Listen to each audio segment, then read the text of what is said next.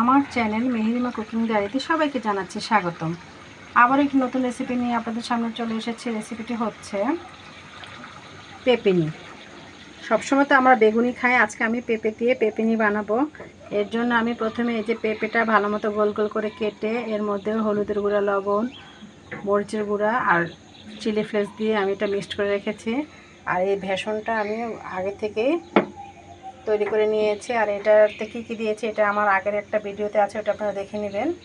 আর already তেলটা আমি কড়াইতে গরম হতে দিয়েছি। এখন আমি একে একে এই যে পেঁপেনিগুলো এইভাবে বেসনের চুপ দিয়ে তারপরে এই যে তেল ছেড়ে দেব। এইভাবে আমি সবগুলো পেঁপেনি বেসনের চুপ দিয়ে ছেড়ে তারপরে আপনাদের দেখাচ্ছি। এই যে দেখেন পেঁপেনিগুলো কি সুন্দর মাশাআল্লাহ ফুলে ফুলে হয়ে এসেছে। দেখেন এটা অবশ্য ডুবা তেলে ভাজতে হবে।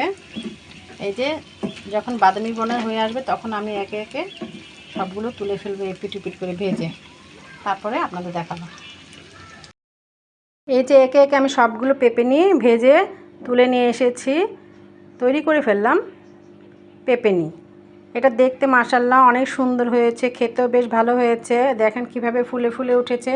আর এটা দেখতে অনেকটা জিলেপির মতো লাগছে এই আর কি। আর এটা ছোটরাও খুব পছন্দ করে খাবে, বড়রাও পছন্দ করে খাবে। মেহমানদারিতেও খুব ভালো যাবে, ইফতারিতেও ভালো যাবে খাওয়ার জন্য। আর আমার এই চ্যানেলে ভিডিওটি যদি ভালো লেগে থাকে লাইক, কমেন্ট, শেয়ার করবেন। আমার চ্যানেলটিকে সাবস্ক্রাইব করবেন, আমার পেজটিকে ফলো দিবেন। আল্লাহ হাফেজ।